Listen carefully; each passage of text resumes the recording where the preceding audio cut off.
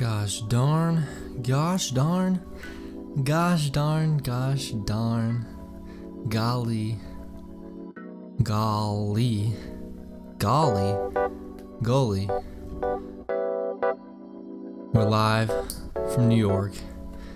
It's Sunday night. Yo, what's good? You are listening to The Joe Miller Show, The Joe Miller Podcast, and we're out here. We are seriously out here, back in the studio. We bribed the person at the door to let us back in, and they did. So we're set. We're set for today. We're set for tomorrow. We got Christmas Day booked. Maybe we'll make a podcast on Christmas Day. We're not really sure yet. We've got lots ahead of us, so stay tuned. So I'm a little bit winded right now, if you ask me, because I was just doing some push-ups, but not any other ordinary push-ups. I was doing some push-ups on a medicine ball, and man, these medicine ball push-ups, ooh, they are rough. And when I say rough, I mean they make me burn after like 10. I don't even know if that's good or not, but all I know is that's a lot less than I can do on the ground. And I'm also sitting on the medicine ball right now, so it can have my ass. I'm gonna let it get some of that, you know what I'm saying. I'm gonna wreck this thing later though. I'm going for 22 push-ups in a row, because I set a record for myself, 20. And if any of you have a medicine ball at home, go ahead and try it. It's a bit of a doozy. It's a tough one. It's a tough one to do push-ups on. But today we have a list of topics that we're going to go through. First off, we're going to go through our favorite famous birthdays. All of our favorite people. You know, we're catching up with the Kardashians. We're catching up with the Wahlbergs, and who else? What other families are there? Even the Jenners. Are the Jenners and the Kardashians the same, or are they different? Like, would I say catching up with the Kardashians and the Jenners? Is that what it is in reality? I'm not really sure. I don't really watch that kind of stuff. Catching up with the Duck Dynasty people, they're always balling out on some real stuff in the woods. But after our favorite famous birthdays, we have Can You Reddit, our super new favorite topic choice of the day, of the year, of the month, of December. Oh, by the way, it is December 23rd. We're getting close to Christmas, folks. We are real close, and I am real excited, because Christmas is like the best thing ever. Ever. You know, you're off school, you're with the fam, good smells, good vibes, and the smells, oh my gosh. If you're not obsessed with Christmas smells, you're just not, you're not doing it right. You know what I'm saying? You're not doing it right. After our Can You Reddit section, we are going to look at what the point of VR is. We found an article where 16 guests give their rundown of VR, and we're going to look through what they had to say. And lastly, we're going to end it all off with Can You Dream It? Today on Can You Dream It, we are going to look at all-day awareness, special little term, and reality checks. It's not something you do with your finances, folks. This is something that you do during the day to help you lucid dream. We're going to get you all lucid in your dreams. We're going to get you controlling them at free will. However you want, we're going to get you doing whatever you want in your dreams. That could be flying. That could be driving your favorite sports car. That could be seeing your wife. Anything. So that's what we got going on today, folks. We got it all. And anything you guys want to suggest to me to do, I'm a open book, an absolute open book. And right now, spur of the moment, this is off the top of my head, we are going to do truth or dare right now. And there's no turning back. Once I get the truth, once I get the dare, we're not turning back. And it's not a movie. We're not watching the movie. I didn't even know there's a movie called Truth or Dare. It's got a 15% on the Rotten Tomatoes, which is horrible. Which reminds me, I also saw the movie Mortal Engines, I think that's what it's called, in the theater today. In the theater, Mortal Engines. And I'd say I give it a 5 out of 10. You know, it was an adaptation from a novel, and the writing was, it was kind of I wouldn't really call the writing very appropriate for the movie. It was very obvious and plain in terms of language. However, the CGI and all the extra stuff, the characters were pretty delectable, if you ask me. All the characters and how they built them. Maybe that's because of the novel and how it built the characters was good already. But I didn't know what was happening about half the time. There was like halfway through the movie, there's this Terminator character, and I didn't even know what the heck was happening from that point on. I mean, inside this movie, there was like Star Wars. It was basically an entire Star Wars film. It was an entire Terminator film and something else. It was like three movies in one. And if they make a second one of these, oh my gosh. I wonder if there's another novel, because the second movie they could probably get a little bit more right. But I give it a 5 out of 10. Not great, not good, but not terrible and not bad.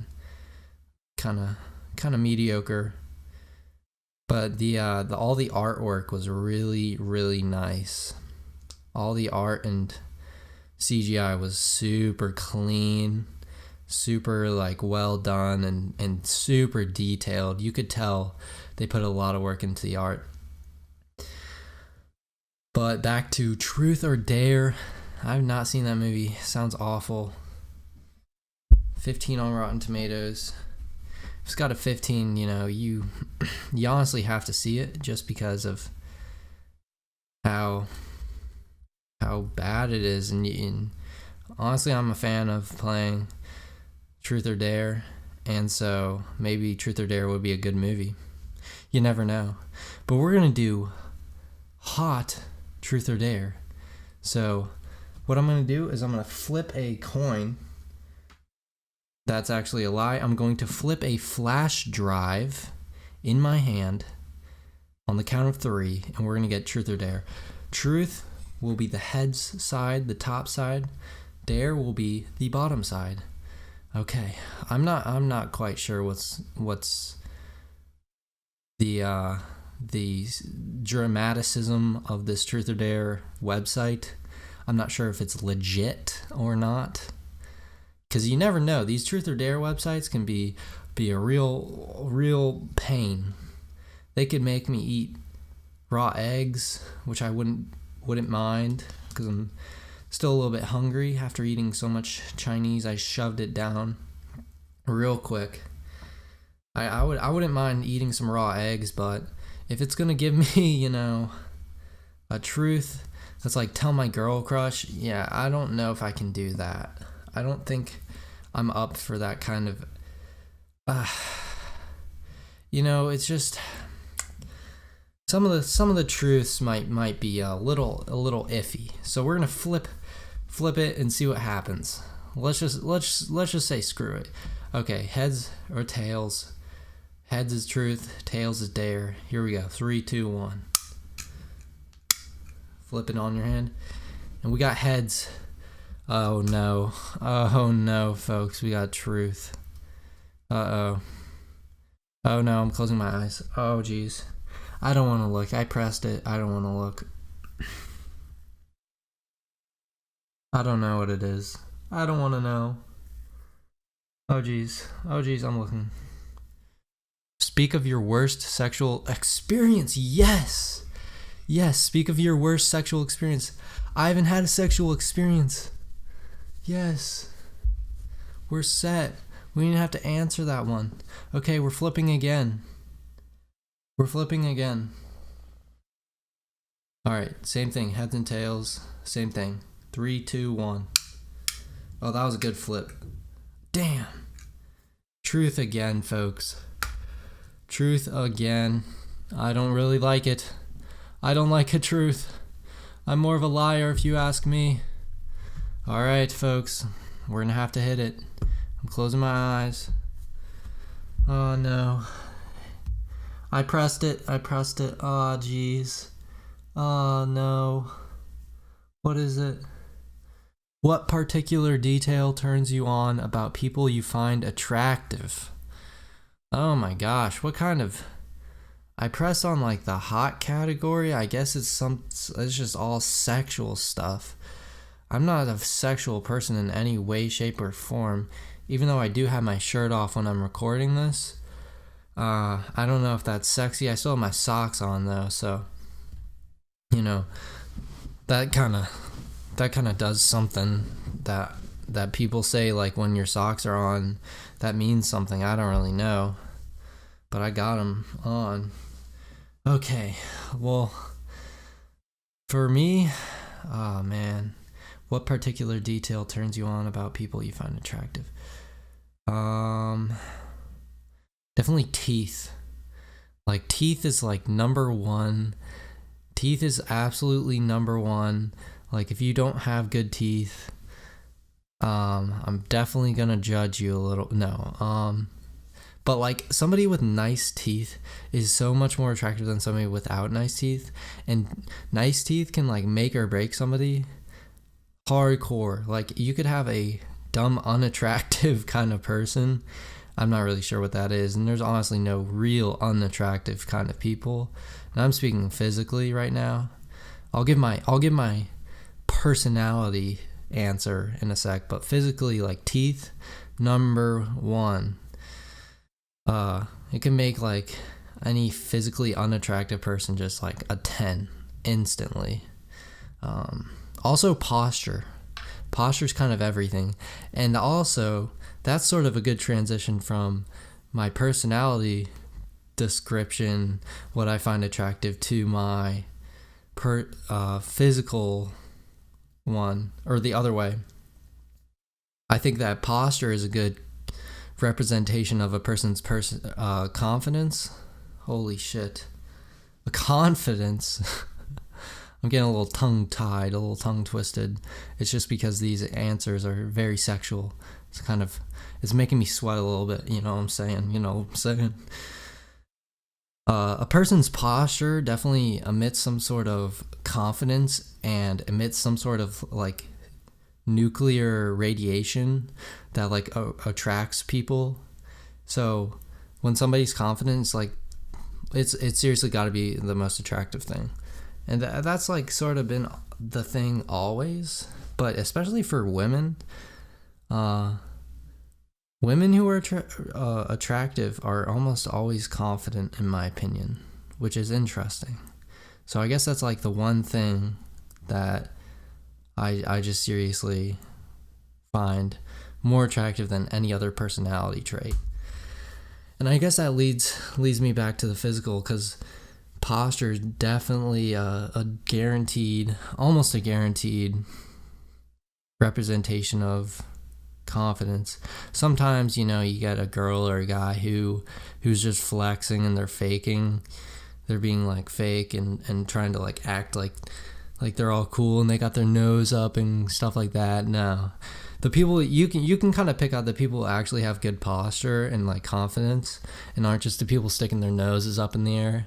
It's honestly not that hard to tell, as long as you learn to recognize the difference between those two. But that's my answer for that one. We are definitely not going to do another Truth or Dare. I kind of hate Truth or Dare. It always haunted me as a kid because at parties, I always got like the most annoying questions and the ones that wouldn't get me a girl to kiss me. So, yeah, yeah. So moving on.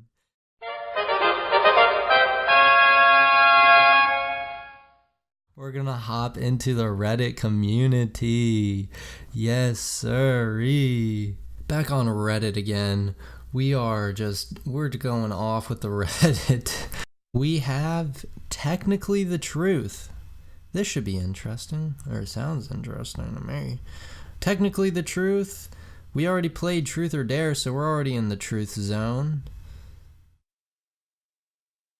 First up, we have an article about coffee, which excites me because I've been a bit more of a morning and coffee person. So in the recent 2-3 weeks, I've been drinking coffee almost every morning. It's definitely interesting. Definitely interesting experience. I've never drank coffee before. I've never really liked it. Went out, got some Starbucks type coffee, so it tastes really good and I maybe like it. Because I think coffee's a good thing to wake people up in the morning, or at least that's what I thought people used it for. But my dad just told me that people use it to wake up, like the smell wakes people up, which I have no clue how that works. Like, what is the science behind that? I guess just a constant stimuli every morning will do that to you. It's sort of like the ibuprofen thing I was talking about in the last Reddit podcast. If you want to go check that out, just click on that channel button, click on my user profile and go to episode 106. Oh my gosh, we're on the 7th episode already. That is getting insane here. Like, what? Episode 7? I think I labeled it 107 so people would be tricked into thinking I was doing 107 episodes, and it's just like season 1 episode 7. So I don't really know. Okay, for the first post that we're gonna look at, not Post Malone, morning coffee versus morning people. Post Malone, you get it right. Like Post, like Facebook, but like Austin Post Malone, but like not him, because we're looking at morning coffee versus morning people. This is a post on shower thoughts. If you ever checked out that subreddit, it's actually pretty interesting. People just posting whatever they think in the shower, and we all know that can get a little bit crazy. Not in the way that you're thinking of, the intellectual way. So here's a post in shower thoughts. And they said, people who say not to talk to them before their morning coffee are basically saying that they're unpleasant to be around when they're not under the influence of drugs. Oh no. Drugs. Wow, so this person is kind of confirming what I was saying about ibuprofen. Kind of, with all the drugs. You know, this is a try hard post, if you ask me. This person's really going for it here. People who say not to talk to them before their morning coffee are basically saying that they're unpleasant to be around when they're not under the influence of drugas. Dun dun dun dun dun dun dun dun dun. Well, if you ask me, caffeine is a drug, and you are under the influence of a drug when you take drink caffeine. You don't take coffee. It's like you inject coffee into your veins. That would be pretty insane. What would that do? I don't know. Probably mess you up pretty good, but get you real zoned in on the day. Maybe morning people should start doing that instead. It's more lethal way to get your morning cup. A cup of Joe. Hey, cup of Joe. You guys notice that? Joe drinks a cup of Joe. What? I never even have been able to say that before. Oh my gosh. Cup of Joe. I never even think about that because I don't usually drink coffee. That's so funny. What? Okay. Alright, but the best comments, unless, this is what the comment says, unless what they are really saying is that you're unpleasant to be around until they are under the influence of drugs. What? Unless what they are really saying is that you're unpleasant to be around until they are under the influence of drugs. Okay, this does not make any sense. I don't even understand. Maybe you guys understand that. I don't know what's happening with my brain right now. Unless what they are really saying is that you're unpleasant to be around until they are under the influence of drugs. There it is. We figured it out, folks. Joe Miller figured out what the person was trying to say with normal grammatical rules. No, not even any mistakes in that sentence. I am just terrible at reading. You know, I got like a terrible score on the language and writing SAT, so I don't know why I'm even making a podcast. I think I say the word like about 500,000 times in one podcast, so you know, you guys have to bear with me when I'm reading anything and trying to analyze anything because my reading skills are about of a third grader. I can basically read a Harry Potter novel front to back, and that's about it. You know, any of your intellectual Aristotle crap that you're reading in college, you know, I can't really do that in any essence. But, one more time, unless what they're really saying is that you're unpleasant to be around until they are under the influence. You know, I think this person is definitely on to something more than the person before, because the person before was just saying the absolute obvious. I mean, people take drugs every day. They should go to any country. They'll see people smoking cigarettes, people taking opioids. Like, coffee is definitely not even a bad thing to be under the influence of. So, I mean, I get what they're saying, but it's not really mind-blowing. Like, before I even read this, I even mentioned that caffeine was in coffee. So, it's not really mind-blowing. Sorry to the person who wrote this. It's okay. It's okay to not realize the obvious. It's fine. But let's try to pick it up here. I'll be better with my reading and writing, and they be better with their self-awareness, and then we're just good in the hood. Okay? And I think the second person is on to something there, though.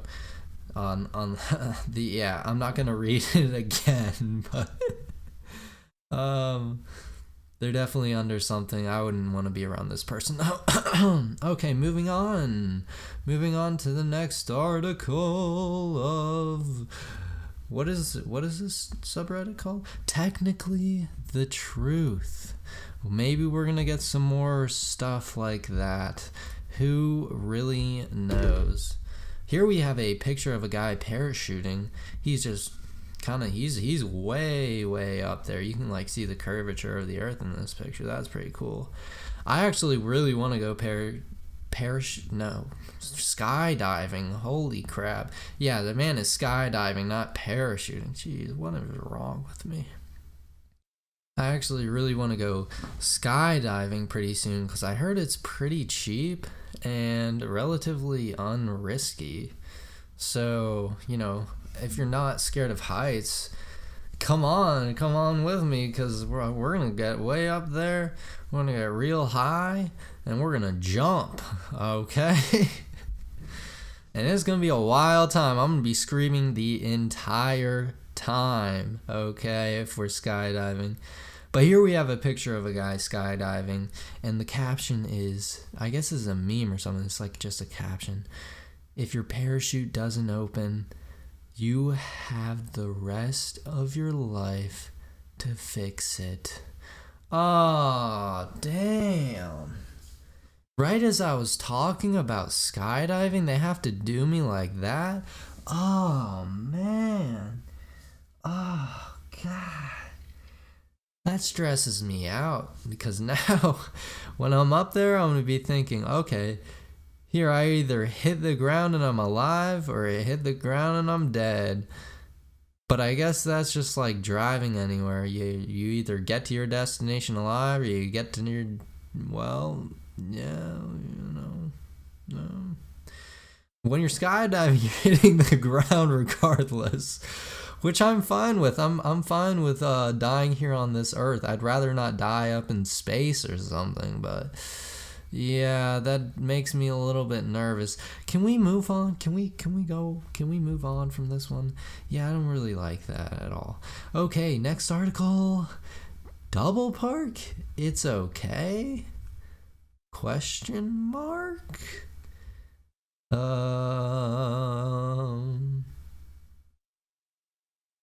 Here we have a car, and straight up, right? It's a BMW, okay?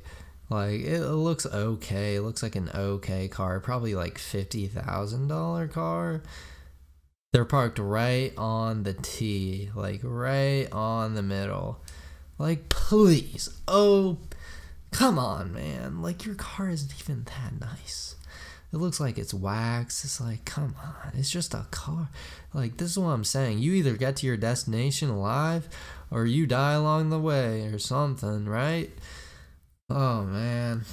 People are way too obsessed with their cars these days, in my opinion. I'm just trying to get to my I'm trying to get A to B as quickly as possible. I think that's why I was into parkour for a bit. If you know what parkour is.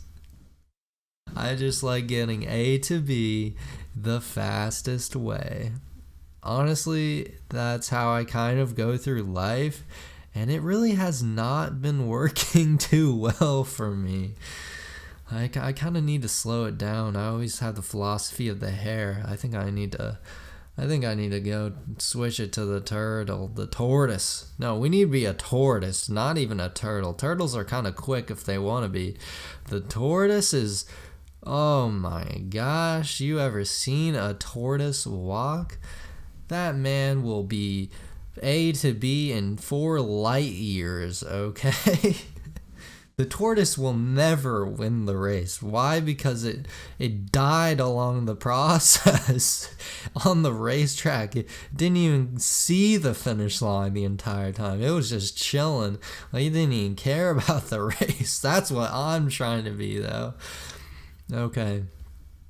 So we have a guy parked right on the tee, right on the line. Why do I call it the tee? That's like what you call it in tennis, the middle. They're parked right on the line. And guess what? He's got 2 tickets. Everybody, yes, he does. Yes, he does. He doesn't just have 1 ticket. He's got 2. He took up 2 spaces, but bought 2 tickets. Wait a second. I just figured out what this is. I thought those tickets were tickets for illegal parking. They're tickets for the spot. This man's done it. he's really done it. He's done it in an effective way. He's taken up 2 spots and he's paid for both of them. And under it, it's a picture of Obama, and he says, "I can live with it." Me too, Obama. I can live with that too. You're gonna pay for it, you're gonna get it. That's kind of how the world works. I really like this post now. I thought I was gonna hate it. I really dislike people who park like that, but they paid for both spots, so, give it to them, right? All right, the next article we have on Technically the Truth. And this will be our last article, our last post. This is a tweet from John Mayer. He tweeted, "Together, my girlfriend and I have over 50 million Twitter followers." Oh my gosh. This is so good. John Mayer has got to be one of the funniest people, I swear. So on Twitter, John Mayer, the post shows two pictures. John Mayer is married to Katy Perry. Katy Perry has 50 million. Oh, I just ruined it. Oh. Okay, so the post shows John Mayer and Katy Perry's collective followers. John Mayer sits at 370,000 followers, and Katy Perry sits at 50,221,000. So they have over 50 million Twitter followers. That's gold. I'm very surprised that John Mayer, he doesn't have more than that. John Mayer's like huge. In my opinion, John Mayer is just as big as Katy Perry and has been bigger for like just as long. What? That's so strange. What the heck, Katy? Why do you have so many followers? What's that about? Why does she have 50 million? That's crazy. Holy crap. If I ever had 50 million followers on Twitter, I think I'd go insane with power. I'd go power crazy. I'd go on a power trip. No, I'm kidding. I would probably tweet pictures of dogs all the time. Because who doesn't like a dog? We were talking about this yesterday. Like, golden retrievers, probably the best thing God has ever put on this earth. Right? I mean, it makes sense to me. But that's pretty funny. John Mayer, I mean, he tweeted this out. "Together, my girlfriend and I have over 50 million Twitter followers." That's pretty dang funny, if you ask me. And this was back in 2014, but I wonder how many he has now. Let's look it up. John Mayer Twitter followers. Okay, let's see how many he's got. I bet he's got a lot more, like maybe over 1 million. Yeah, he's got 1.46 million. I wonder how many Katy Perry has now. I bet she has 55 million. It's since 2014. Oh my gosh. What? I'm just like sitting here with my face in my hands right now. That's actually scary. Katy Perry has 107 million Twitter followers. What is that What is that about? She's got like a cozy little Christmas Amazon music stream. Maybe that's why she has so many followers. She was born on October 25th. Maybe that's why she has so many Twitter 107 million. What is she doing right and what am I doing so wrong? What is that about, Katy? Oh my goodness, 107.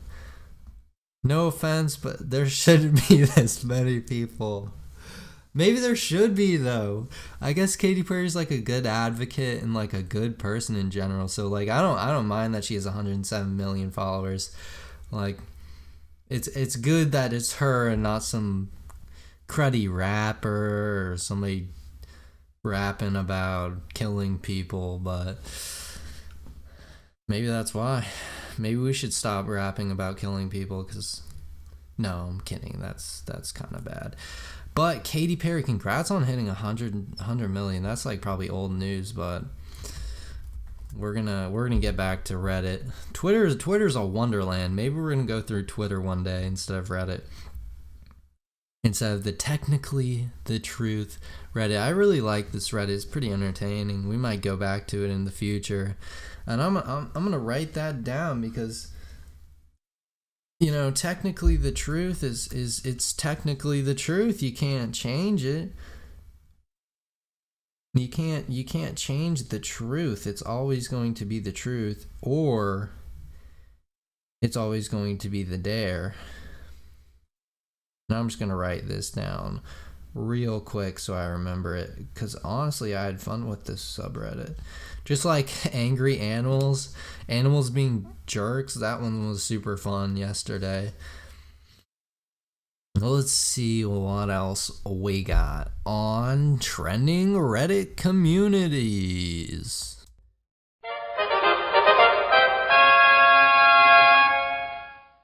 Yeah, so we're gonna get right back into it. What else do we have here? What else do we have on what is this called? Reddit? Uplifting news? Yes, I love to be uplifted, and I hate the news because it's generally not uplifting in any way, shape, or form. So we're gonna really enjoy this one, if you ask me. Let's see what we got. First up, the Royal Canadian Mint is releasing a new $1 coin design next year, commemorating the 50th anniversary of the decriminalization of homosexuality in Canada. Wow, that's actually fascinating, because that's probably one of the first times a major country has sort of embraced homosexuality in a permanent way. I guess it's a $1, but still, like, coins, that's like a big deal for a government to print. Canada's just so dang nice. Like, what is Canada doing that every other country is not doing? I mean, they just do so many nice things that no one else can even compete with them. No one else can even compete. Right? Those can ads are just on another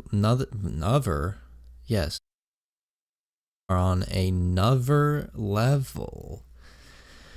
Well, I think that's really special that they're putting a commemoration. Okay, y'all, I grabbed my phone now, so it's going to be a lot easier to look at the Reddits.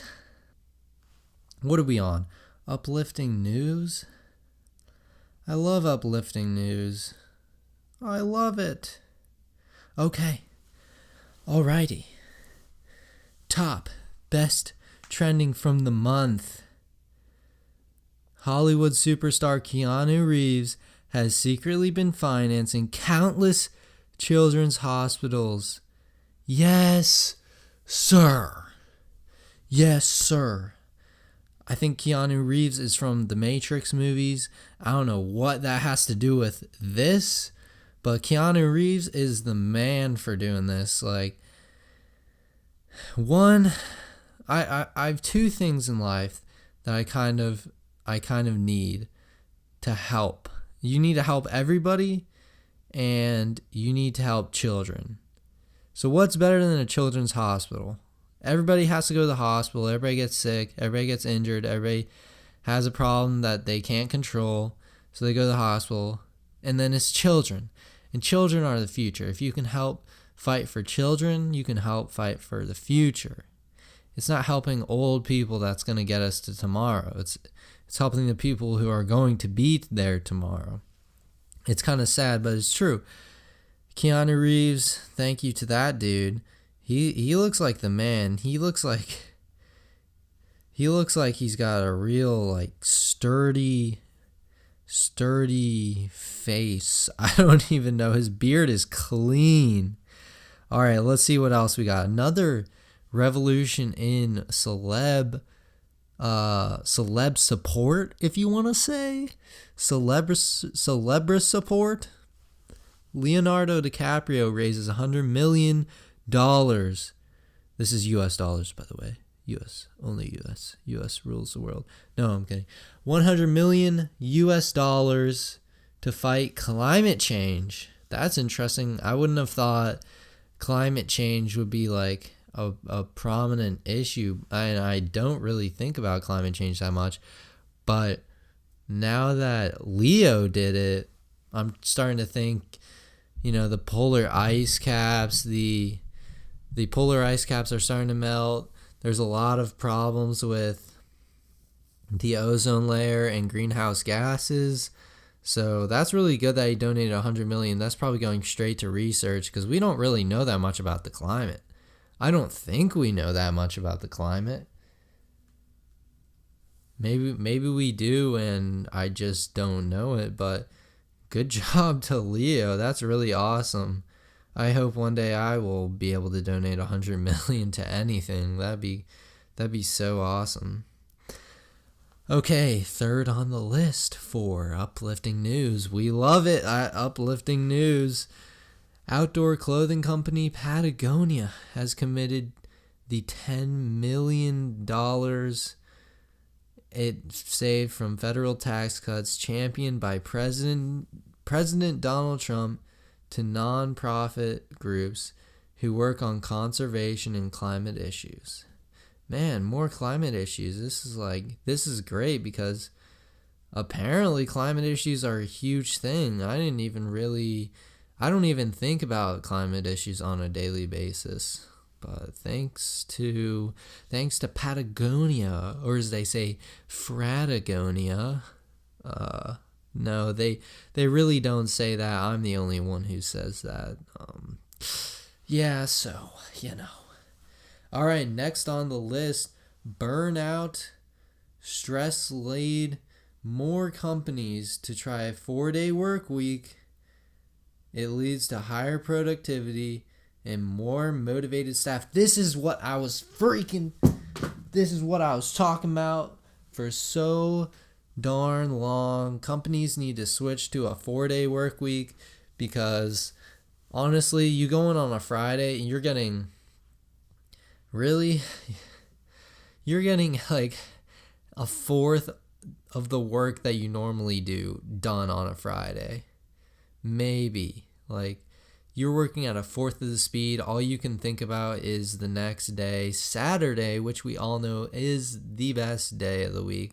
Actually, no. Monday's the best day of the week. But Saturday's still a good day. You don't have to work. So I like how they're trying to change it up and make Friday so you don't have to work. And we'll probably be more productive, right? It just makes sense. If you fit all the work in a shorter amount of time, you still have to do all the work. That doesn't change. It's just that you have to be more productive at your job. And in reality, this kind of sucks for everybody in general, unfortunately, because on one hand, you do get an extra day, but on the other hand, you lose a day of work. Unless you're on a salary basis, which most of the companies who are probably doing this are on. But that seems like a good idea in my opinion. Okay, let's cut the uplifting news. I know we love uplifting news, but let's head over to our next favorite trending article, which is, are you guys ready for this? Are you ready?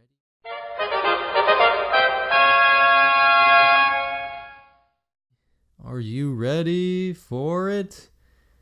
Too afraid to ask. Our next subreddit, Too Afraid to Ask. I'm not really sure what this one is going to be. It's got 356,000 subscribers, 5,000 of which are online right now. So we have a pretty present community here. Let's go to the top of the month. Alrighty, Too Afraid to Ask. I'm kind of nervous to read these, to be honest. I'm not quite sure what Too Afraid to Ask even means. So we'll see. This first one reads, do you ever meet someone and think, wow, if we had met at a different time, we would have made a great couple?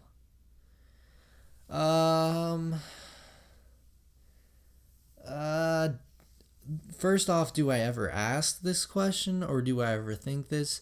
Yeah, I would say I think this.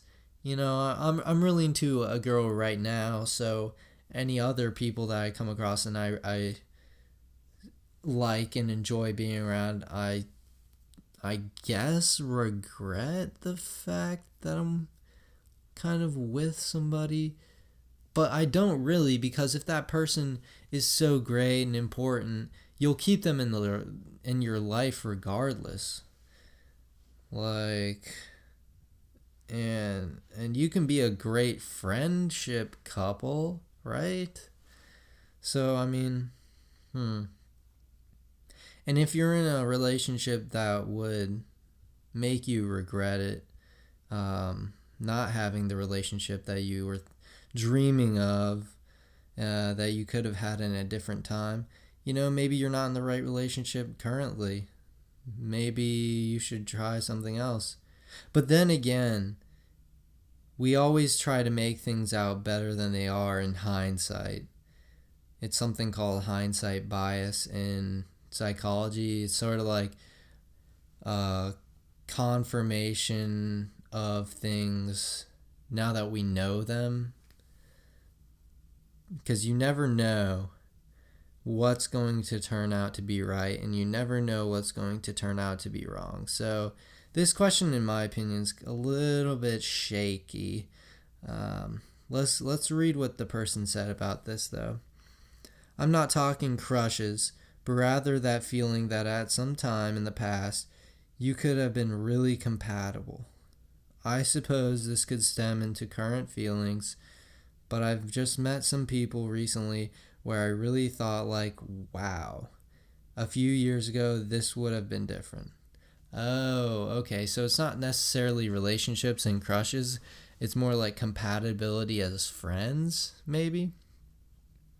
And that makes sense, but I guess this question is more of a reflectionary question, not an active question, because you're sort of thinking about, how was I in the past? Was I better? And was me being better the source and stem of the chance that I could have had compatibility with other great people? Or was I bad in the past and I was compatible with bad people and now I'm not? I guess those are kind of the questions, the stem questions from that. But I think that's interesting. That's a good little reflective thing to think about. Think about the people in your life who are toxic. Think about the people in your life who were really beneficial for you. And sort of ask yourself, were you compatible? Why you were compatible? And what you can do now to change the fact that maybe you were better in the past and you can make yourself better now so that you can be an awesome person, because we all love to be awesome people, right? Okay, so that's that question. Moving on. Next one. Does anyone use Reddit because it's like a secret place where you can talk about anything, whereas Facebook is like far too public? Yo, I think this person nailed it spot on. Because on Reddit, you can have any username. It's sort of like Twitter. But the thing about Reddit, and the difference between Reddit and Twitter, is that Reddit has literally every topic you could possibly think about. Think about it. We are looking at a Too Afraid to Ask subreddit. These are literally just questions that people ask because they're too afraid to ask them on Facebook, probably. If you ask these questions on Facebook, you probably get some crap for it. And it's a little too public. And nowadays, employers even look at Facebook. It's like, what can you even do that isn't going to get found by your employer and like scrutinized by all your friends? So I guess all those people who feel that way just take it straight to Reddit, and we all just have a ball in time just saying whatever we feel. And I think that's why Reddit is such a clean and fun community, because everybody's just there to have fun and there to be themselves. Like, if everybody acted like themselves all the time, we'd all just be super happy and fun, because we'd find the people that we're similar to, and we'd find the people that have the same interests as us. So that's my opinion on that question. The next one, and the final one. Why is fat empowerment only seen in fat women? Yes. Yes. Just yes. I just want to yes the heck out of this question. The person says, I don't get why modeling companies and fashion magazines are now being pressured to include fat people for fat empowerment, but you've never ever seen fat men being appreciated, right? I'm really confused when I see people calling men sexist and disgusting for not agreeing with the use of fat models. And then I see the same people telling overweight men to hit the gym, fat ass. Yeah, what the heck? That is surprising, because the only overweight men, and this isn't even overweight really, because there's so many more overweight men in America than is portrayed. Like, on the women's side, it is gotten a bit better. Like, I wouldn't say overweight, but there's larger and honestly overweight women in fashion. But on the men's side, heck no. You see a fat man on TV, everybody's like, gross, it's a fat man on TV. Why's they got a fat man on TV? What's that about? You know, like, why can't we just love everybody and just have everybody on TV? I wish everybody could literally be on TV. That'd be a ballin' time. But the sad thing is, most overweight men wouldn't get into the entertainment business and modeling and acting simply because there's a stigma that they can't do as much, which is so wrong. Like, fat people can do it just as much as skinny people, and it's kind of wrong that I'm talking about this. I'm not the best spokesperson because I'm literally thin as a stick. I'm like 145, like 5'8", you know, I'm tiny, so it's kind of bad that I'm talking about this, but I mean, this is so true. I haven't seen any overweight men in fashion except for what I was going to say, DXL, Destination XL, which is like it's a store for large men. I mean, they're like huge men in the commercial, at least. Like big, huge, looking strong and stuff. But that's never in the modeling industry. Kind of sad. We need to slowly transition where every single darn type of person is on TV. If you got a disease, if you look funny, if you smell bad, if you've got different colored hair, we just need them all. Like, bring them all down. That's what I'm trying to see. If anything, I want to see what the world looks like. I'm not trying to see what the world in the eyes of Los Angeles looks like. Who cares about what they think? Jeez. I'm trying to see it all. Like, let me see it all. Okay. Well, that's going to do it for us on the Reddit side of things.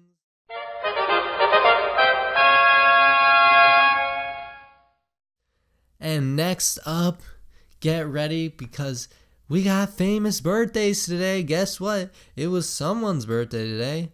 So we're going to look at whose birthday today it is. It was. Oh, we're not recording this at 12:15 like usual. So, yes, it is the 23rd. And these people are kind of, I'm not really sure. They might lose a little bit of presence value.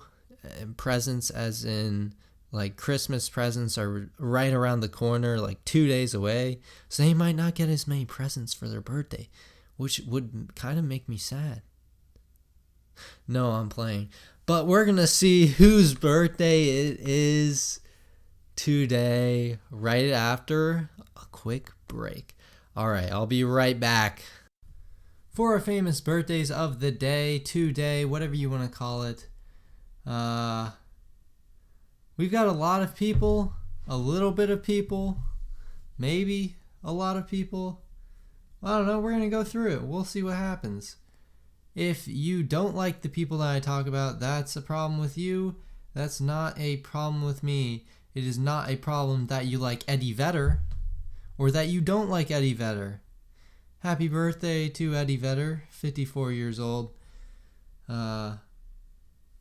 Guess what? It is also Finn Wolfhard's birthday. Superstar actor known for his role in the Stranger Things series.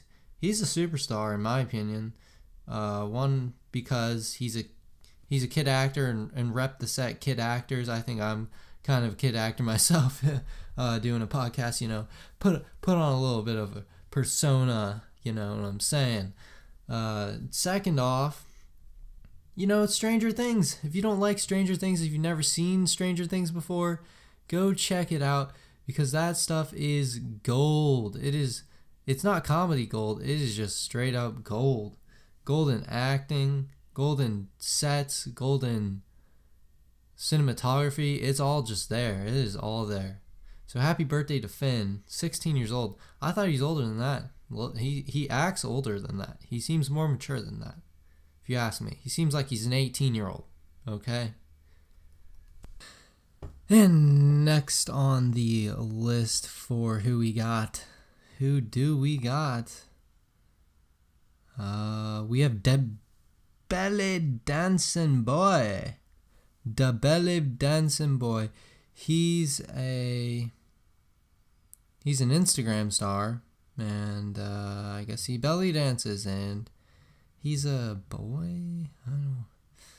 I don't really know about that. However, he is turning 19 today. He is almost as old as me. I am 20 years old. On the 2020 Vision podcast. Another star-studded person, Martin Kratt. If you ever heard of the Kratt brothers, who made the classic show Zaboomafoo on Discovery Kids. It also aired on, I believe, PBS Kids for quite a time. Zaboomafoo was an all-time favorite on my list of television shows. Still is. I will still go watch it. Martin and his brother, the two Kratt brothers. Martin today turning 53. Good to see that he's still active. He still makes a new show. I think it's a cartoon called The Kratt Brothers. But back in the day, Zaboomafoo was oh my gosh. I could watch that show all day. I looked forward to it every single day of the week. Happy birthday, Martin Kratt. Who else we got here? I'm not quite sure. Somebody named the Naked Cowboy? Turns 48. I don't know, a little old there to be the Naked Cowboy. Oh, I'm pretty sure this is the guy in New York, on with that street, the Big Apple. Yeah. The Big Apple. Yeah, I guess happy birthday to him. I don't really know anything about the naked man, the Naked Cowboy himself. I don't think he's completely naked. I would be surprised. Ayo, we got a dude named Joseph Smith, religious leader Joseph Smith, who established the Latter-day Saint communities in Kirtland, Ohio. And while living in upstate New York, he claimed to have had visions that led him to a collection of gold plates containing messages from God. He kind of looks like me, to be honest. If you are questioning what he looks like now, go look him up. Joseph Smith. He's a religious leader. I'm not a religious in any capacity, but he is. So maybe you should just go look him up and see what he's got. I do like the name Joseph, though. That's neat. That's a neat thing to have. That's my name. Okay, let's see who else we got. Hey, somebody named Kenny Miller. Mr. Miller. Let's see what's happening with him. He's a striker who was a mentor of Scotland's national team from 2001 to 2013. He played for the Whitecaps and Cardiff City. That's pretty neat. I didn't know I was a soccer player. I didn't know soccer ran in my family, but I guess it does. Whoa, wait, hold on. Do you guys remember iCarly? Because I just found Neville from iCarly. It's his dang birthday. It's Neville's birthday. Literally Neville's birthday today. And I think, yeah, his main appearance was Neville Papperman on the television show iCarly. But he also appeared in Ace Ventura Jr. Pet Detective. I guess he was just a part. He played a role in the Junior Pet Detective movie. Before he was famous, though, this is kind of funny. He wanted to act at an age of 3 and would do Darth Vader impressions around the house. That's definitely something I would do, Mr. Reed Alexander. I would definitely do that as well when I was little. You know, you get the breathing.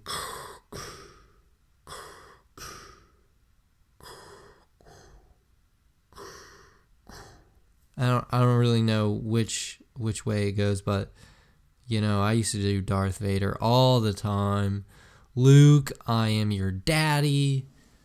All that when we were playing Star Wars, my brother and I. Let's see who else we got. All these people are just smiling. They're such pretty people. Such pretty people. We had Kenny Miller. Good guy.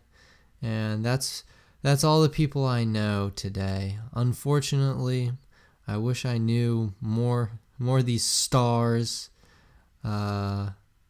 We do have an entrepreneur, though. Madam C.J. Walker, entrepreneur. She's a hair care marketer and the first female African-American millionaire. Wow. The first female African-American millionaire, C.J. Walker. And she founded Madam C.J. Walker Manufacturing. Was her first name Madam? Or, no, I'm kidding. But before she was famous, she was a member of St. Paul AME Church. Maybe religion has something to do with success. Trivia. Her efforts to improve hair care for African-American women helped her to become a millionaire and were motivated by her own hair loss. Wow, so, you know, when you have a problem, you just find a solution, then make it into $1 million business. It seems pretty easy, doesn't it? I guess it was for Madam C.J. Walker, but if only we could solve the world's problems, like climate change, like Leo and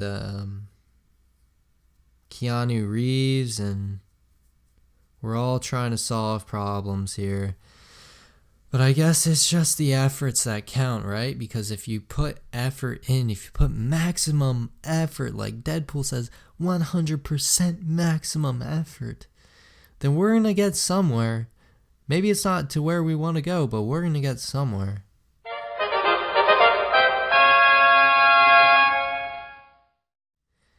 Just like now, we are going to get to our next topic, what is the point of VR? We'll be right back to you after this break.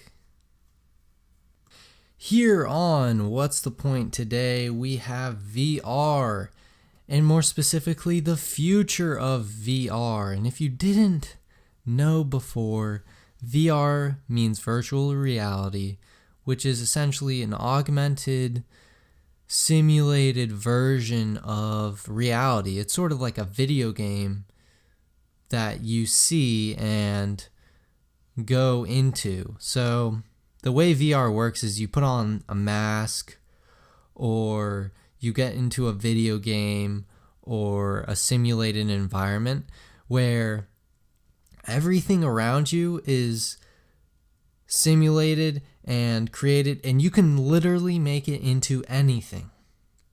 It's this term called augmented reality, where you're almost improving reality, you're heightening reality to something that it could not possibly be in normal circumstances.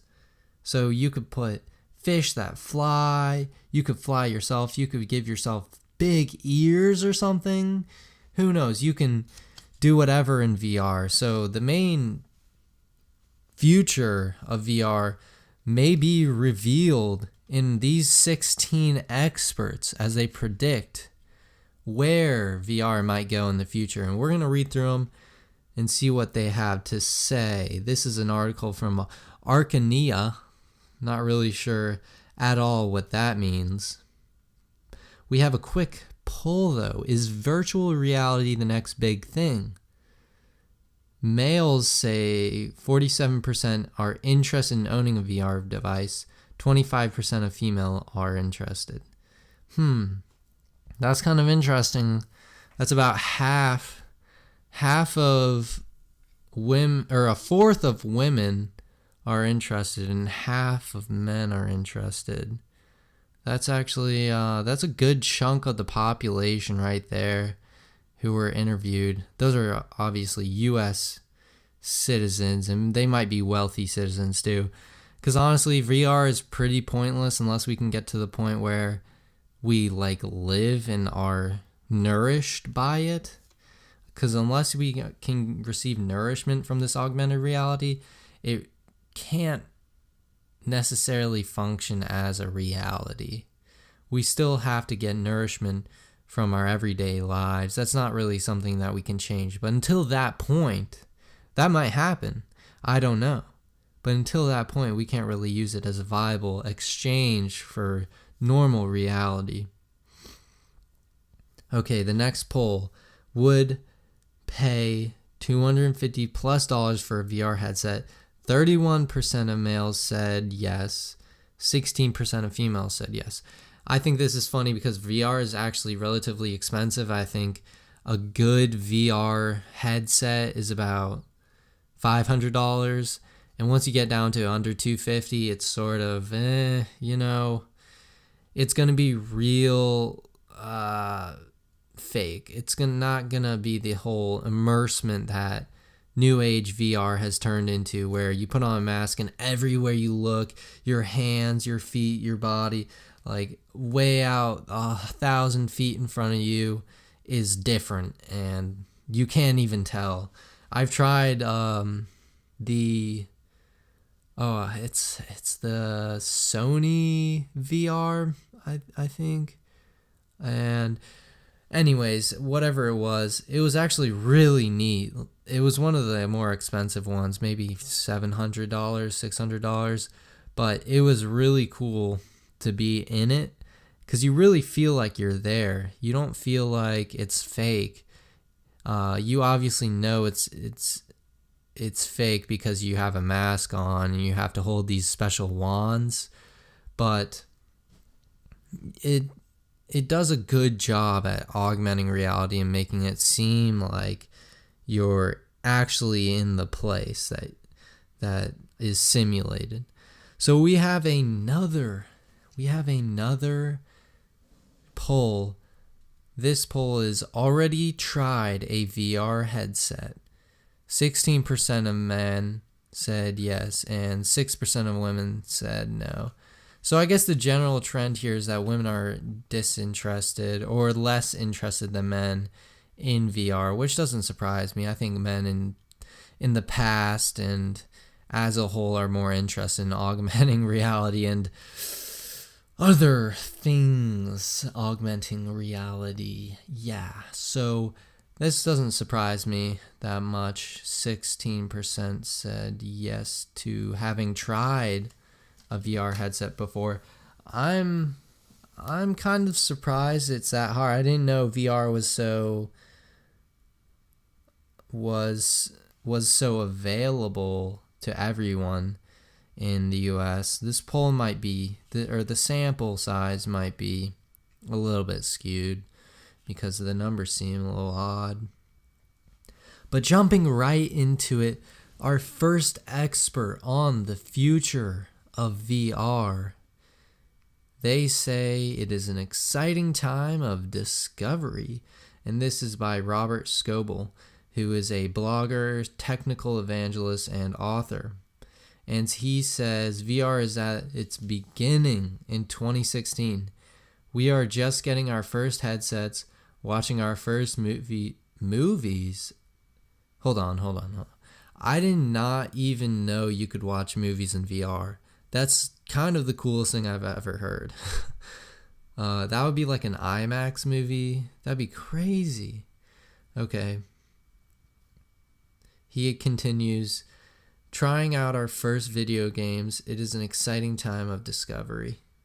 I agree. And it's definitely like nothing else in the past because it's so immersive. It's not like getting into some sort of room where the walls are painted or the walls are screens. Literally, you feel when you put the mask on like you're there because your senses are completely controlled by the mask. So, pretty spot on from that expert. Not too revolutionary what he said, but I did not know you could watch movies. That's insane. That's so cool. All right, expert number 2, Michael D. Gallagher, President and CEO of Entertainment Software Association. He's probably pretty technically sound in his opinion. He's got a pretty good one, I think. Virtual, augmented, and mixed reality technologies are on pace to be a $150 billion market by 2020. 150 billion? Are you kidding me? I don't know about that. That's kind of that's probably him just guessing. Let's see what else he said. That's so much money, it's not even funny. Oh my gosh. 150 billion? That's really crazy. He says, when your technology is headed to space and bringing space to our classrooms and living rooms, you know it's a big thing. Wow. Another realization that I didn't have before is this could be a huge opportunity for education and learning in terms of simulation. You could do space simulation like launches for NASA. You could do flight simulating. You could do any sort of training. You could do combat training. So that's a huge new opening for education that I did not realize. Thanks, Michael Gallagher, for that one. All right, that was expert number 2. Expert number 3, Foo Connor. I like his name, Foo. It's like Foo Fighters. Foo Connor says, virtual reality in 2016 is the story of humanity mastering our senses. What? Mastering our senses? Can you smell in VR? That would be crazy. What if you could smell in VR? I don't think you can, but wow. They've got like flowers and apricot. I don't even know what apricot smells like, but I'd be able to smell it. Like, how about that? I'd be able to smell apricot. I never even smelled that. Oh my goodness. All right, expert number 4. We're still waiting for the killer app that is going to drive VR engagement on a daily basis. Kent Bye, I'm sorry, goodbye. And he actually has like a graph here, and the graph has a bunch of circles and paths, and essentially putting VR at the middle. The paths go out to enterprise and career, it goes out to identity and presence, it goes out to home and family, and also to empathy and partnership. So representing the public, the self, the private, and other areas of life. So this is kind of true. VR is pretty accessible to most areas of life because it's just an augmented reality. So any reality can be augmented into whatever you want, I guess. I don't know the limitations or what can be done. So, any part of our reality that we live in could be augmented through VR. That's kind of crazy. I bet there's going to have to be a lot more jobs created in order to feed this new industry because, like the other guy said, $150 billion industry, we're going to need a lot of people working on this stuff. So, hey, if you're listening and you're into video games and you're into creating and you're into finding solutions to problems and are a good problem solver, obviously, you should probably look into VR. It'd be fun. It would honestly be a really fun job if you can code, if you just like video games in general. Honestly, it'd be an interesting field to start working in. And I'm sure they love the young people because we've grown up with video games our whole lives and have kind of been addicted to the simulated reality. So our next expert, Nani De La Pena, she says consumers will finally get a peek at the extraordinary promise of this powerful medium. And these are not direct quotes. I'm just reading a synopsis of what she said and what the others said. But consumers will finally get a peek at the extraordinary promise of this powerful medium. Yeah. What does she mean? What does VR look like in 2016? So she basically describes the two major devices, the Oculus Rift and the Vive. So these are two types of headsets, the goggles you have to wear in order to see the virtual reality. And I believe the one that I used was called the Vive. It says the Vive, which taps into Valve's massive Steam community. Valve is like it's a video game software on your computer. It just lets you play games. And the penetration of the PlayStation portending mass adoption of Sony's Morpheus in the fall means that the energy, which up until now has been limited to events, conventions, or press hype, will suddenly spread and morph into something real. So basically, in the past, the access that we've had to these headsets has been very limited because they're just super expensive. I think the Oculus Rift, one of the major ones, was $2,000 or $1,000 way back in 2012 or 2010, and no consumer can spend two grand on a virtual reality that isn't even viable. So seeing that it's more consumerized, I guess you might say, will have so many more people accessing it.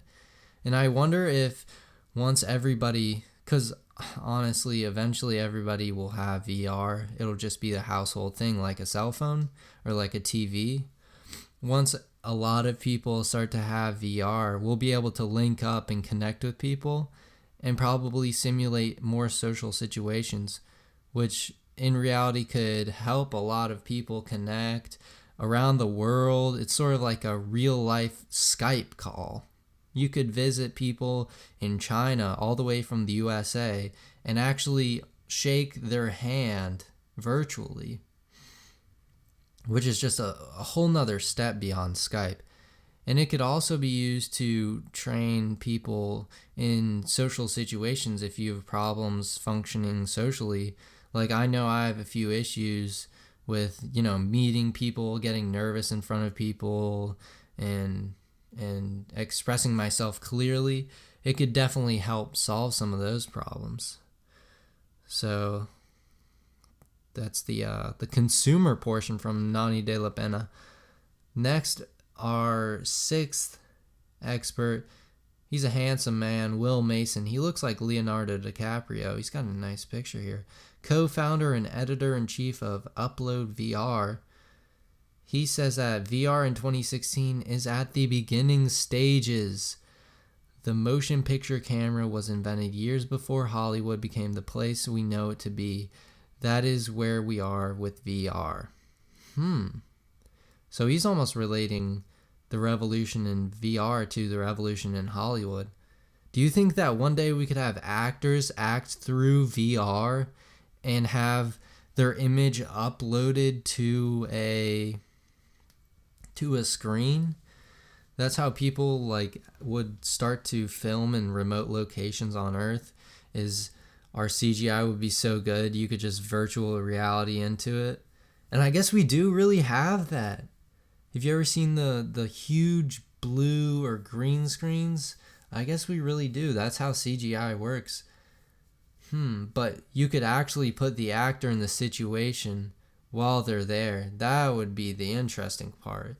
So the way the green screens work in Hollywood is there's huge, massive green or blue or white screens all around the actors. And actors basically run around a small version of the set. And then in After Effects, in editing, the people go in and edit in all the background stuff and make it look like the actors are actually in the scene. But if the actors were able to somehow wear the VR and get a feel for the scene, maybe they could act better. That's interesting. So Will continues, we have hardware that works and works well, and is cheap enough that it can make it into homes. Now we need more compelling content to give it a reason to stay there. So I guess he's saying that there's not really enough content and not enough developed in VR to really make this a true consumer and household item. And I think things like I'm saying, if we really develop it and if we get people on it, we can make this huge. This could be like the television. This is like the new thing in entertainment. We had television, we had video games, and now we have VR, which is on another level. He continues, content is a new medium and is shaped by the medium itself. Just as McLuhan said, the medium is the message. The killer apps and stories are coming. We just need to finish learning the language. I like that. So he's kind of just saying that the future of VR is more of a learning process, and we haven't even begun to start, which is interesting. So a synopsis of what he said is VR won't supplement all traditional educational methods, but it will augment them just like the internet did. So he's not even saying that VR is a part of the internet. He's saying it's something beyond the internet. Obviously, VR does use the internet, so it is technically beyond it, but it's not the same because VR actually augments our reality, whereas the internet mimics our reality. Well, that's not necessarily true, because on the internet there is technically virtual reality because you can play video games. But now with VR, you can actually feel like you're there. And you can actually touch and use your senses, which is something that looking at a computer screen just does not give you. All right, so our 7th expert, Liv Erickson, the virtual and augmented reality developer and evangelist at Microsoft, creator and host of Just a VR Show. Hey, she does like a show like The Joe Show. Hey, shouts out to The Joe Show. Shouts out to The Joe Miller Show. Anybody listening to this right now, listening to the podcast, I hope you're enjoying it. Let's see what Liv Erickson has to say. She says, virtual reality. Holy moly, virtual reality. I can't even say that word anymore. VR at its core isn't a new app idea or technology. Iterations of the platforms have been around since the 1950s. Really? I didn't know that VR had its origins that far ago. She continues, VR has come in and out of popularity over the past few decades. But what sets 2016 apart is how accessible both devices and tools are for creators. So she's kind of saying that now, since the internet's around and we have access to so many educational tools and so many ways to learn how to create for ourselves, that the consumer might be a huge role in these VR systems. Like, you could maybe create your own virtual reality and then share it with others. That would be interesting. So all the consumers are just sharing and sharing around all the different things that they've created. That would be really neat. Liv goes on to say that there is variety. You can spend $2,000 for a desktop and a Rift or a Vive, or you can pick up a $10 cardboard headset and use your phone. And there are multiple options throughout the entire spectrum. Wow. So I didn't even know you could get a $10 little cardboard headset thingamabob.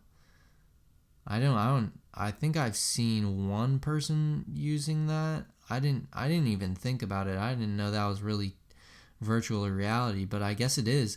And that's kind of how the consumerization of VR could be more viable, because the cheaper options are really the thing that's going to start it. Like, no one's going to go out and buy a $500 VR headset just right off the bat without even knowing what it is. So the fact that there are options that are $10, and hopefully there's work to create maybe cheaper options and maybe form advertisements around it, because I didn't even know that was a thing. Now, honestly, maybe I'll go out and get it now. Maybe a lot of people will start picking it up, and then we'll all just be on our little cardboard headset, and it'll be a good time. So, in synopsis of what Liv said, virtual reality isn't a new technology, but accessibility to both devices and tools sets 2016 apart. That's really good. That's really good. And I wonder how it's changed from 2016 to 2018, because now we're in 2018. So, I mean, there's probably been just massive advancements in terms of VR. I think there's a new Vive that came out, and I think there's just plenty more games and different realities you can step into. So, moving on to our eighth expert. And I think we're going to stop after our eighth expert, unfortunately, because we've been going for quite a while on the VR, and I think we kind of are starting to get the point, or at least I am. I think I'm really going to embrace this VR thing in the future. I was kind of hesitant at first to accept it because I didn't really know what it was or how it could be used in reality. Ha ha ha ha. Reality, get it? Oh my gosh.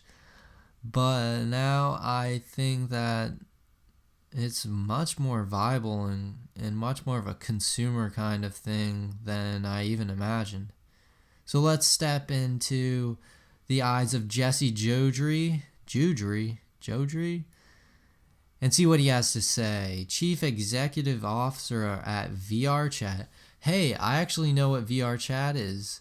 That's basically where you step into a virtual chat room and you can walk around and virtually meet people. So that's kind of what I was talking about, the social interactions of VR and how viable it could possibly be in the future.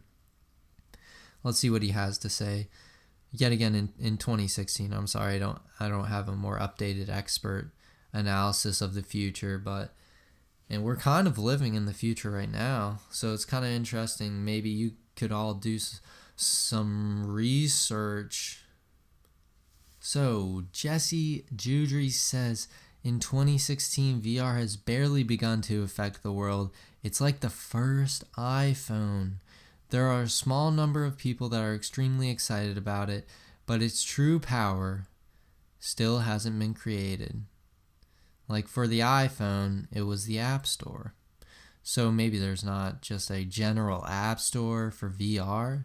I thought the Steam platform, which is just a conglomeration of video games, was sort of like that, but I guess it's not. So he goes on to say, more innovation will be required before VR becomes the huge success that it can be. So he's obviously a pretty big advocate, like the rest of these people, for VR. And none of them have really said anything negative yet. So that's pretty good. I'm not sure if the article just picks and chooses the positive notes, but it seems to be the same answer for everybody, that VR is going to have a huge impact on modern day culture today and tomorrow. He finally states that, but already we're seeing the potential to be influential in every industry, including education, transportation, architecture, medicine, and a number of entertainment industries.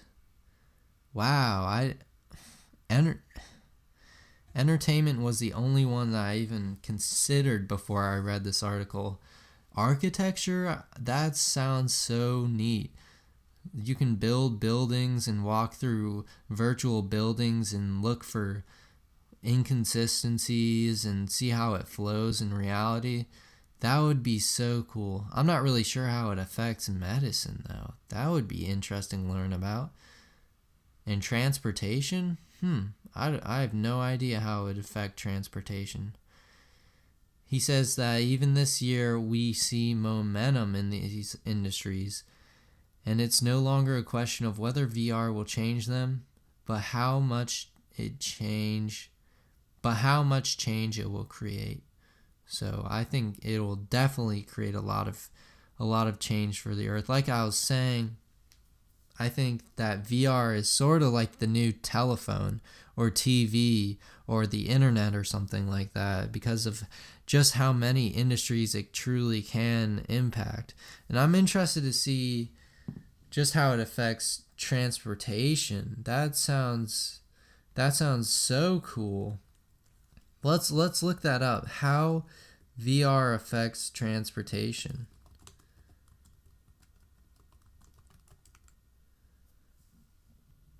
What is the impact of virtual reality on the transportation industry? So this is from Jennifer Nilsson, an AR VR enthusiast, and this is from Quora.com. She says, with the release of major VR headsets, virtual reality potential is consistently increasing. VR application recently may solve a plenty of problems entering almost all spheres of our lives, just like the expert was saying. And they say that with VR, we can obviously go into science, education, medicine, industrial design, and engineering. But more specifically, in transportation, it will increase creativity by exploring what-if scenarios on the road. It will improve collaboration with quality thanks to shareable 3D virtual prototypes, so we'll be able to test cars more effectively, which should be really neat. It also goes on to say delivers the right product by setting up a client-driven process.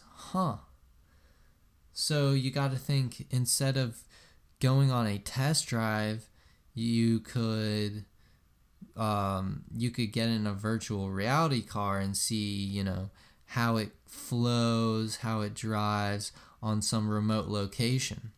Like if you don't have the car there, you could be inside the car, look around, see the size, get a feel for just how the car moves. That's cool. It will also save time and money by switching from physical prototyping to virtual reality. So I guess a lot of the transportation industry will be changed in terms of their prototypes, because every car has to have a prototype.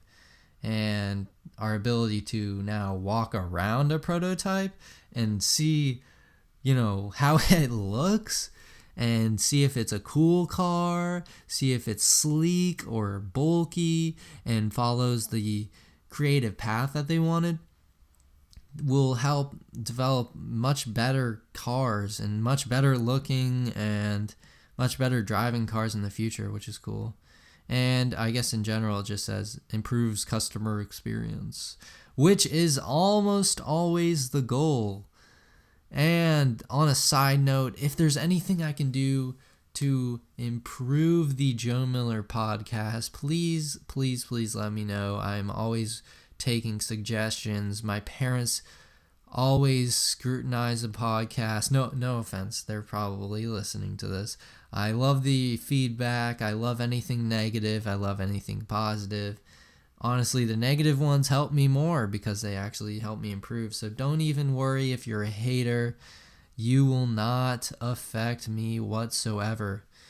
On a side note, please help. I am struggling. No, I'm kidding. But I think that's going to do it for us on What is the Point? And next up on episode 107 of The Joe Miller Show, we have Can You Dream It? Our final category for today. Can you dream it? We're going to be talking about all-day awareness, and we're also going to chat about reality checks, two very important parts of lucid dreaming, and really just getting that reality. Getting that simulated reality through your head throughout the day. So I'll be right back after this quick break. Just did a solid 24 or 27 push-ups on the medicine ball. I'm toast. I'm really toast.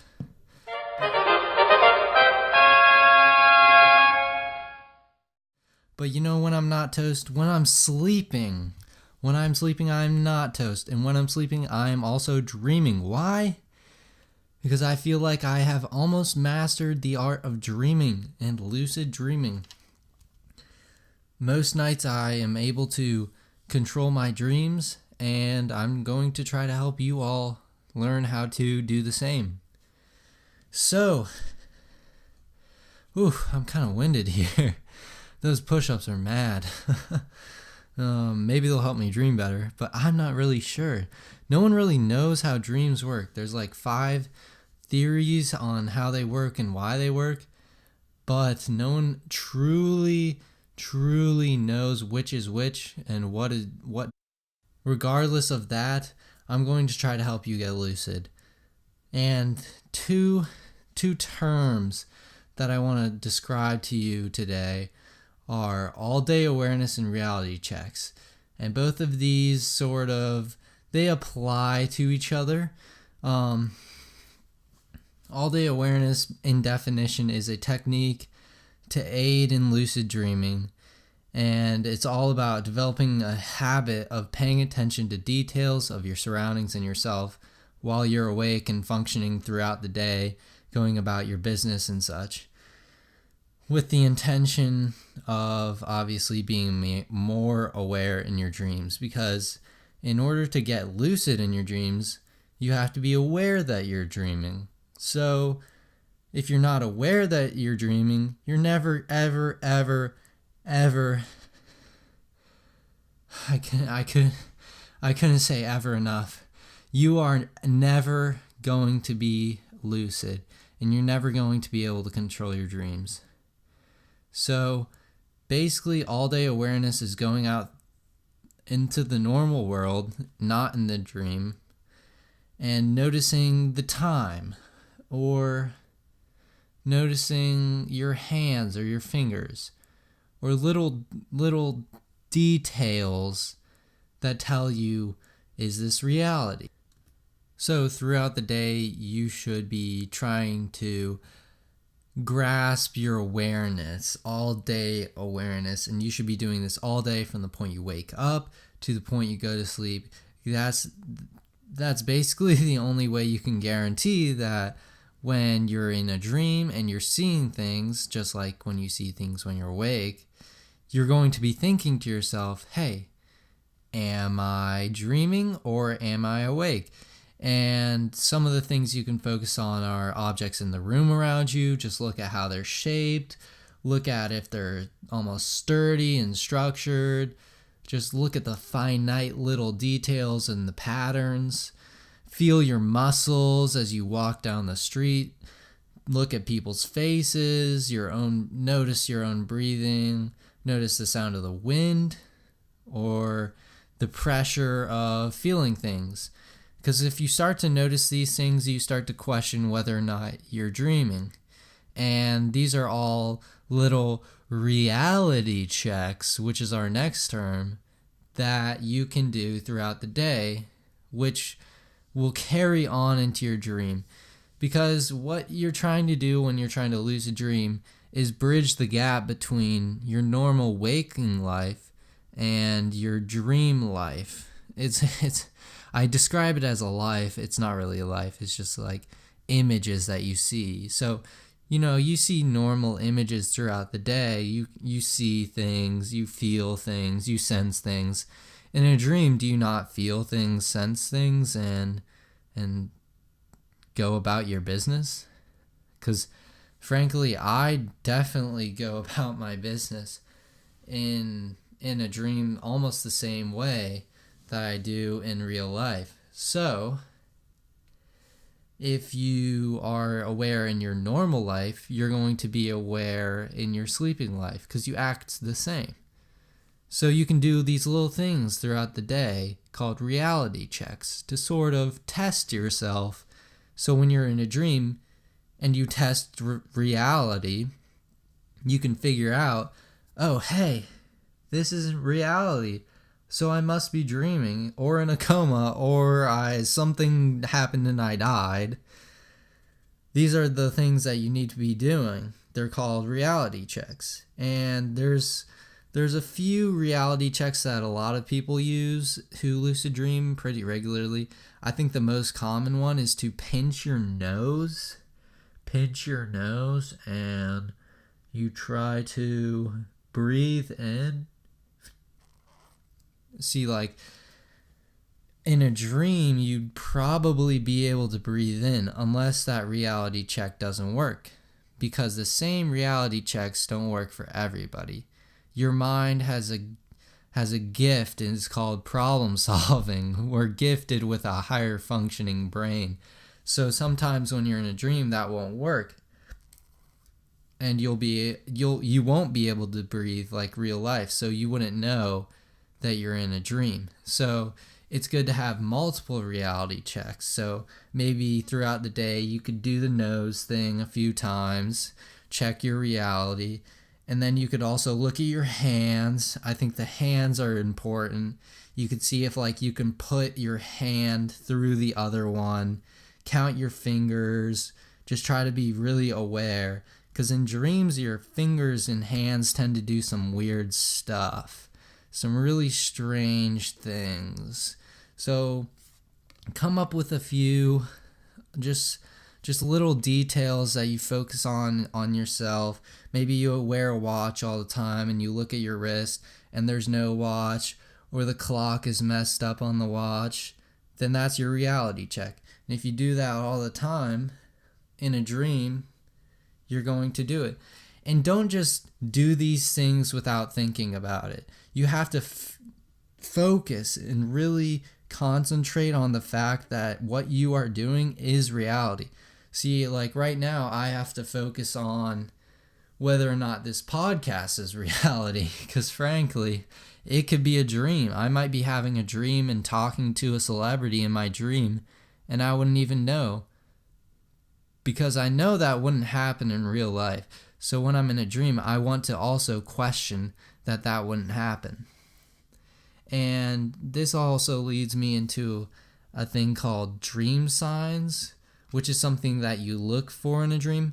We're going to get into that a little bit later down the road, once you guys start experimenting more with reality checks and all-day awareness. But that was our Can You Dream It segment, and that is also the end of our show today. It's been a good one. It's been a long one. I thought that I deleted half of the podcast on accident, but I thankfully didn't, and we get to enjoy spending some time together here. So I hope you enjoyed listening. I hope you like it. I hope you follow The Joe Miller Show, and I hope you give me some feedback on what I can do a little bit better. And I hope you have some good dreams tonight. So with that being said, I will see you all later. Goodbye.